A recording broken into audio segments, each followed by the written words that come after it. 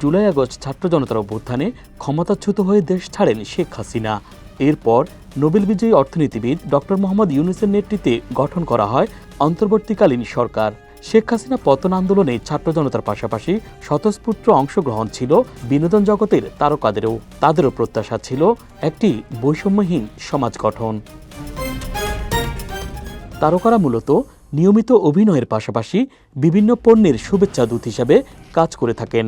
এছাড়া বিভিন্ন পণ্যের শোরুম উদ্বোধন ও প্রচারণার কাজেও অংশ নেন তারা। বিগত দিনগুলোয় এসব কর্মকাণ্ডে বড় ধরনের কোনো সমস্যা না হলেও সম্প্রতি বেশ কয়েকটি ঘটনা নতুন করে আলোচনার জন্ম দিয়েছে। নিজেদের পেশাগত কাজ করতে গিয়ে একের পর এক বাধার মুখে পড়েছেন তারা। ফলে এসব আয়োজনে অংশ নেয়ার ব্যাপারে শঙ্কায় রয়েছেন তারা।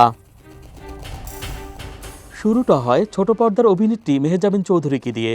24 নভেম্বর চট্টগ্রামের রিয়াজউদ্দিন বাজার এলাকায় একটি লাইফস্টাইল পণ্যের শোরুমের উদ্বোধনের কথা ছিল তার। মেহজাবিন নিজেও চট্টগ্রামের মেয়ে। এরই মাঝে অনুষ্ঠানের সকল প্রস্তুতিও সম্পন্ন করেছিলেন আয়োজকরা।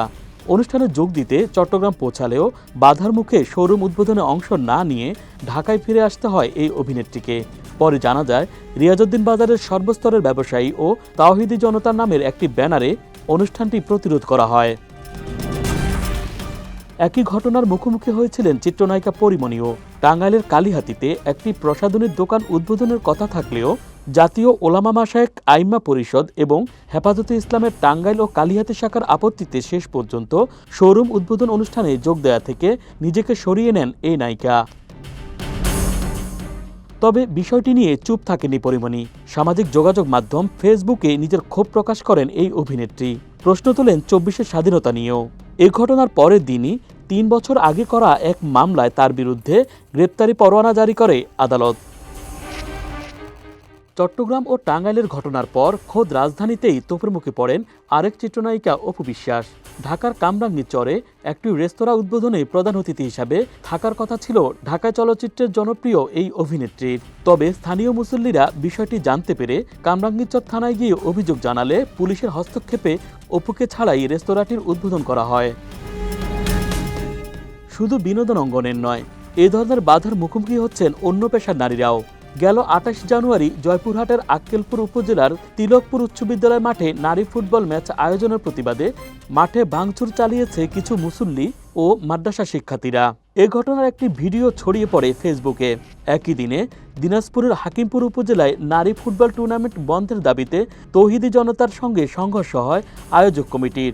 এতে উভয় পক্ষের প্রায় 20 জনেরও অধিক মানুষ আহত হয়।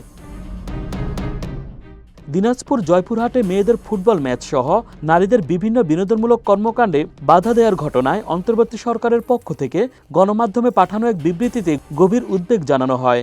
একই সাথে দিনাজপুর ও জয়পুরহাট জেলা প্রশাসনকে নির্দেশনা দেওয়া হয় স্থগিত ফুটবল ম্যাচ পুনরায় চালু করার। 29 জানুয়ারি রাজধানীর ঢাকায় কওমি উদ্যোক্তাদের আয়োজিত অনুষ্ঠানে প্রধান অতিথি ছিলেন ধর্ম উপদেষ্টা ডক্টর আফম খালিদ হোসেন।